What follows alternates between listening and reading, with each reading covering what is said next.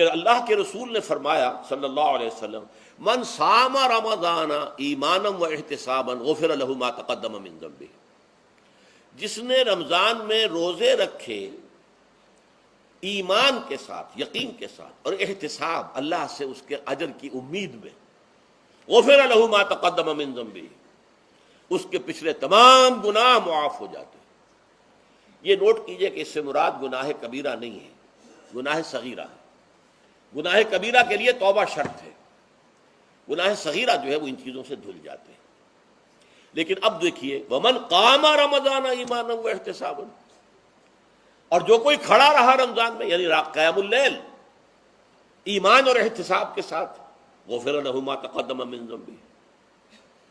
اب تیسری بات، ومن قام لیلۃ القدر ایمانا و احتسابا، اور جو کھڑا رہا قیام اللیل جس نے کیا ہے لیلۃ القدر میں ایمان اور احتساب کے ساتھ، غفر له ما تقدم من ذنبه، متفق علیہ۔ یہ حدیث بخاری اور مسلم دونوں کی ہے۔ اب یہاں جو بات میں چاہتا ہوں کہ آپ پر واضح ہو جائے، اس حدیث میں دونوں چیزوں کو پیرلل لایا گیا، من قام رمضان من صام رمضان، پیرلل، بالکل متوازی، ہم وزن اعتبار سے، من صام رمضان ایمانا و احتسابا غفر له ما تقدم من ذنبه، من قام رمضان ایمانا و احتسابا غفر له ما تقدم من ذنبه۔ اب سوال پیدا ہوتا ہے قیام اللیل سے مراد کیا ہے؟ یہاں پہ میں تراویح کا جو پس منظر ہے وہ بیان کر دینا چاہتا ہوں۔ دیکھیے جیسا کہ ہم نے خطبے میں بھی دیکھ لیا، اللہ نے قیام اللیل جو ہے اسے فرض نہیں ٹھہرایا تطوعا، قرآن مجید میں بھی اس کا کوئی ذکر نہیں، احادیث میں اس کی تشویق و ترغیب پوری موجود ہے۔ ایک اور حدیث بھی ہم بعد میں پڑھیں گے اس پر۔ اس کا پس منظر کیا تھا کہ اس کو چھوڑ دیا گیا۔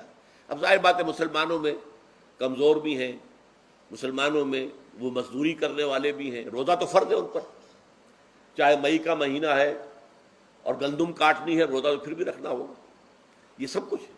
لیکن یہ کہ رات کو پھر کھڑے رہنا ان کے لیے، جاگنا ممکن نہیں، لہذا ان کے اوپر یہ چیز فرض نہیں۔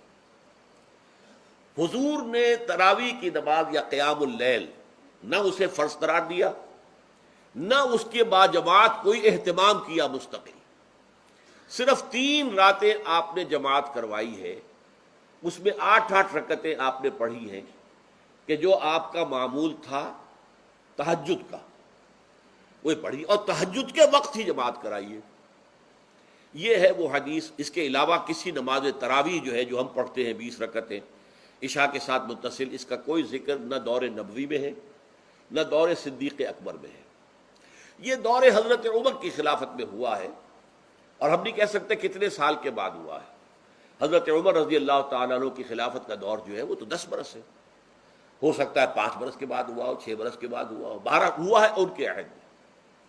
حضرت عمر ایک مرتبہ مسجد میں داخل ہوئے، مسجد نبوی میں، تو دیکھا کہ کچھ لوگ 8 10 12 جو ہے وہ ایک جو ہے حافظ کے پیچھے کھڑے ہوئے اور قرآن سن رہے، کچھ دوسرے کونے میں کھڑے ہیں، کچھ کہیں اور کھڑے ہیں، مختلف جماعتیں ہو رہی ہیں۔ تو انہوں نے سوچا کہ کیوں نہ ان سب کو ایک امام کے پیچھے جمع کر دیا جائے، اور اس کے لیے لوگوں کی سہولت کے لیے عشاء کے ساتھ متصل رکھ دیا جائے، اس لیے کہ تہجد کے وقت اٹھنا جو ہے وہ تو ہر کس و ناقص کا کام نہیں ہے، کہ عشاء کے بعد اگر تھوڑا سا اضافی وقت ہو صرف تو یہ ہر شخص کر لے گا، مزدور بھی کر لے گا۔ لہذا آپ نے یہ نظام تجویز فرمایا کہ عشاء کے متصلاً بعد 20 رکعت نماز پڑھی جائے اور ایک امام کے پیچھے پڑھی جائے۔ یہ گویا کہ اجتہاد ہے حضرت عمر رضی اللہ تعالی عنہ، اس کو آپ نے خود بدعت بھی قرار دیا ہے، لیکن بدعت حسنہ۔ بدعت کس اعتبار سے؟ لغوی اعتبار سے، نئی بات، اس لیے کہ حضور کے زمانے میں نہیں تھی، تو یہ اس طریقے سے ایک نئی بات ہے۔ لیکن یہ بات چونکہ بہت اچھی ہے، بہت عمدہ ہے، آپ جب یہ نظام چل پڑا تو ایک دن مسجد میں آئے، دیکھا کہ بڑی بھری مسجد ہے، صحابہ کھڑے ہیں اور ایک امام کے پیچھے قرآن سن رہے ہیں۔ آپ نے فرمایا نعم البدعۃ ھذہ، یہ جو ہم نے نئی بات شروع کی ہے یہ بہت اچھی ہے، بہت عمدہ ہے۔